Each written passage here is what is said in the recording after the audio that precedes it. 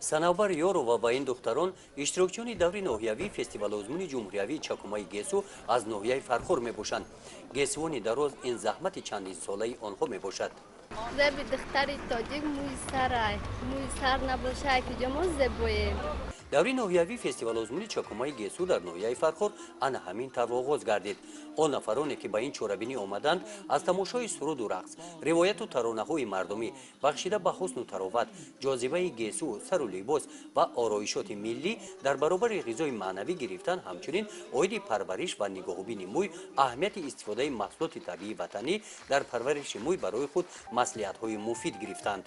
дар ин чорабинӣ духтарон бо ҳунари волои худ паҳлӯҳои нурафшани парваришу ороиши мӯй, навъҳои гуногуни мӯйбофию ҷамолатбандӣ, зулфандозиро ки дар Фархор истифода менамоянд, пешкаши тамошобинон ва аъзоёни ҳакамон гардониданд. дар толор нишастагон ба ҳар як ҳаракати духтарон бо таваҷҷӯҳи баланд назар намуда, ҳунари онҳоро дар ин бахш бо кафкӯбиҳо истиқбол мегирифтанд. шартҳои фестивали озмун аз қабили рақс бо сару либоси миллӣ бо санъати баланд иҷро карда шуд. ҷавонон ба деҳа хонданд. дар Фархор дар доираи расму оинҳои миллӣ яке аз маросимҳои тӯи арӯсӣ бо номи саршӯён ана ҳамин тавр мегузарад. ин бахшро бо замзамаи суруди гули гулгинак аз эҷодиёти халқ духтарон иҷро карданд. суруди мардумӣ шаҳри нав меравад, ин ҳам суруди халқӣ аст.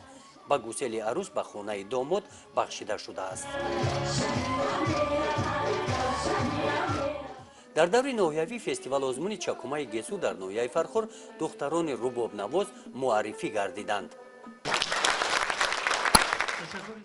фестивали озмуни Чакумаи Гесу дар ноҳияи Фархор ҷамъбаст гардида, ин иштирокчиён ғолибони даври ноҳиявӣ гардиданд. миёни онҳо санавбар ба дугонаҳояш ҳам ба даври вилоятӣ роҳ ёфтанд. гузориши Хоҷа Назриев, Худойназар Зуҳуров аз ноҳияи Фархор барои барномаи иттилооти Навид.